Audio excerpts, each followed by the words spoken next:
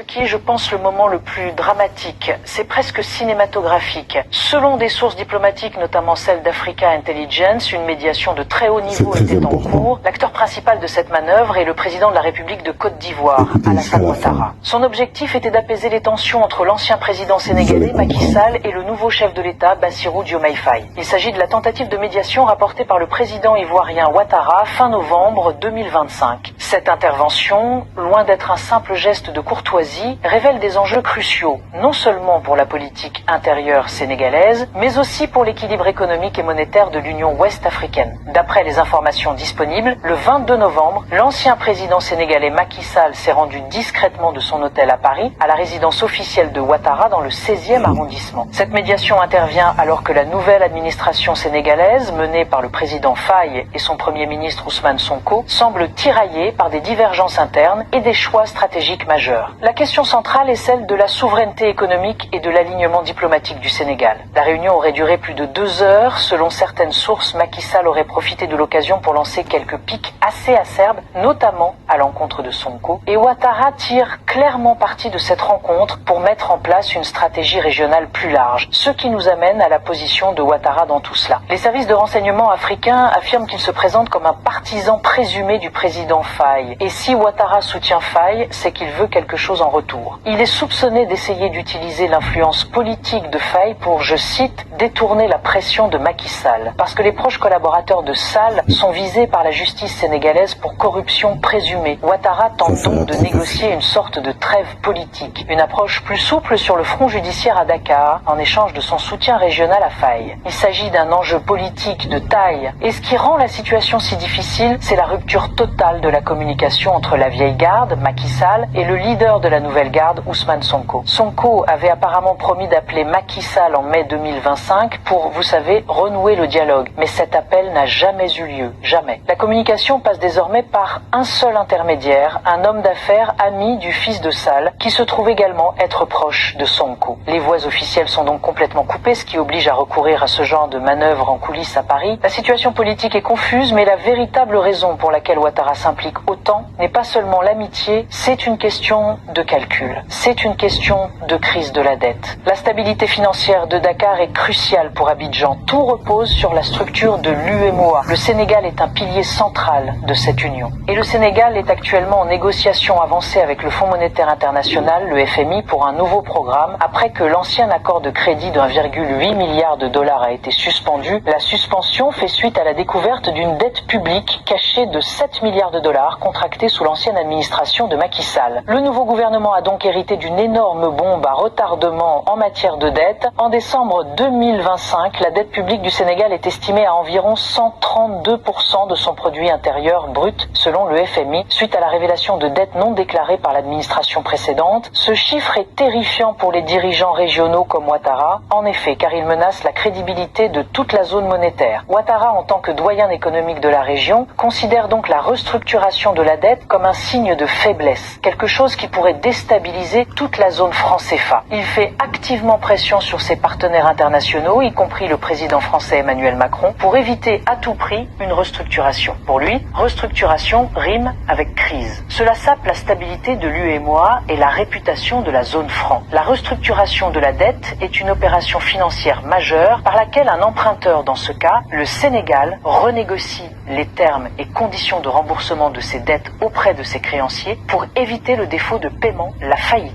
Si le Sénégal fait défaut ou procède à une restructuration, cela pourrait déclencher un effet domino dans toute la région. Mais s'il s'y oppose pour des raisons politiques, il existe des raisons économiques valables pour lesquelles le Sénégal devrait peut-être restructurer sa dette. Et nous constatons des divergences d'opinion même au sein du système. Certains cadres du FMI estiment apparemment que la restructuration de la dette est, je cite, indispensable pour la viabilité à long terme des finances du Sénégal. Ils affirment que mettre un pansement politique à court terme sur une dette insoutenable ne fait que retarder un effondrement plus important et plus difficile à l'avenir. Tout ce conflit autour de la stratégie financière prépare parfaitement le terrain pour une confrontation avec le Premier ministre Sonko. En effet, son camp serait furieux de ce qu'il considère comme une médiation intrusive de la part de Ouattara et de ses opinions financières conservatrices. Sonko considère que Ouattara représente exactement le système que son mouvement anti-establishment a été élu pour démanteler, comme le dit la source. Il est peu disposé à négocier avec les bailleurs de fonds traditionnels comme le FMI ou les partenaires occidentaux. Au contraire, il tente activement de changer de cap vers les pays du Golfe. Et nous avons ce détail brillant qui illustre parfaitement cette division. Ainsi, le 22 novembre 2025, salle rencontre Ouattara à Paris, il tente de négocier cette détente politique. Le même jour, le Premier ministre Ousmane Sonko monte à bord d'un jet privé et s'envole pour les Émirats Arabes Unis. Il signale ainsi clairement la voie qu'il préfère. Et pendant ce temps, le président Faye a quitté Dakar le dimanche 23 novembre 2025 pour se rendre à Luanda, en Angola, afin de participer au 7e sommet Union européenne-Union africaine qui s'est tenu les 24 et 25 novembre. Donc cette journée du 22 et 23 novembre 2025, vous avez la vieille garde à Paris qui discute de la dette, le Premier ministre anti-establishment qui se tourne vers le Golfe et le président officiel à un sommet en Angola. Cette seule image résume toute l'histoire. Ces sphères d'influence concurrentes ne font que déchirer le gouvernement. Cela montre clairement que les dirigeants ont des stratégies externes fondamentalement différentes. Le Sénégal se retrouve pris entre la pression des bailleurs de fonds traditionnels qui exigent la transparence et potentiellement une restructuration et la pression régionale de Ouattara qui cherche à préserver l'image de la zone monétaire. Et cette pression externe ne fait qu'amplifier la tempête interne. Cette implication croissante du président Ouattara dans les dossiers sénégalais est une source de forte irritation pour le Premier ministre Ousmane Sonko et aujourd'hui, elle est amplifiée publiquement par des figures clés au sein même de leur mouvement PASTEF. Plus précisément, un député nommé Cheikh Bara Ndiaye. C'est là que la lutte passe de manœuvres discrètes à une guerre ouverte. Ndiaye est un fidèle partisan de Sonko. Le 19 novembre, il se rend sur les réseaux sociaux et confirme qu'il est l'auteur de ces messages incendiaires. Cela a fondamentalement remis en cause l'autorité de Faye et exige que le président respecte le Premier ministre et il a tenu des propos véritablement explosifs à l'égard du chef de l'État en exercice. Je veux dire, on entend rarement un tel niveau de défiance publique au sein d'un parti au pouvoir. La déclaration exacte de Ndiaye était « Nous suivons Ousmane Sonko », pas lui. Il n'a aucune légitimité. Personne ne le suit. S'il est président, c'est grâce à Sonko. Il doit le respecter. C'est un déni public total de la légitimité présidentielle. Cela signifie explicitement qu'une faction puissante du parti considère Faye comme un simple remplaçant de Sonko. Et Ndiaye ne s'est pas arrêté là. Il a affirmé que Faye utilisait des accords secrets pour influencer l'opinion publique, que Faye avait exprimé ses propres frustrations à l'égard de Sonko lors d'une réunion privée. Il a donc lavé le linge sale du parti en public. Et cette tension se répercute déjà sur le cycle électoral de 2029. Ndiaye a encore aggravé la situation en affirmant que lorsque Faye a été interrogé sur une éventuelle nouvelle candidature en 2029, il n'a donné ni une réponse affirmative ni une réponse négative. Ce genre d'ambiguïté est très déstabilisant. Si Faye semble garder ses options ouvertes pour un second mandat, il risque de s'aliéner la base radicale. Une base qui considère cette présidence comme un arrangement temporaire jusqu'à ce que Sonko lui-même puisse se présenter en 2029. Cela transforme cette scission interne en une lutte préventive pour la prochaine présidence. Ce qui est étrange, cependant, c'est que malgré toute cette hostilité ouverte, ce lobbying secret, en apparence, les relations diplomatiques entre Dakar et Abidjan semblent bonnes. Eh bien, c'est la nature même de la politique. Les relations officielles doivent projeter une image de stabilité, même lorsque tout est instable en dessous. Et nous l'avons vu quelques semaines seulement après cette réunion secrète à Paris, le président Faye était physiquement présent à Abidjan. Il a assisté à la cérémonie d'investiture de Ouattara le 8 décembre après la réélection de Ouattara pour un 4e mandat. Le président ivoirien a prêté serment pour un 4e mandat après avoir remporté le scrutin d'octobre 2025 avec près de 90% des voix. Cependant, l'opposition ivoirienne menée par Laurent Gbagbo et Tidjane Thiam, tous deux déclarés inéligibles, a dénoncé un processus verrouillé et une candidature jugée anticonstitutionnelle. En assistant à la cérémonie aux côtés de 10 autres chefs d'État, Diomaye Faye a officiellement reconnu la validité de ce nouveau mandat et la présidence sénégalaise a présenté cette visite comme une simple visite de routine, renforcer les liens, respecter les normes diplomatiques, montrer à quel point Dakar accorde de l'importance à la stabilité régionale et à la coopération au sein de la CEDEAO. Et ce n'est même pas nouveau. En mai 2024, lors de sa première grande tournée régionale, Faye s'était arrêté à Abidjan et les deux dirigeants ont évoqué leur convergence totale de vues sur la démocratie et la coopération. Ils ont même parlé d'un plan économique commun à l'époque. Faye a proposé qu'ils travaillent ensemble sur les récentes découvertes énergétiques, le pétrole et le gaz en Côte d'Ivoire, le gaz et les minéraux au Sénégal. Il souhaitait renforcer la coopération dans tous les domaines, de la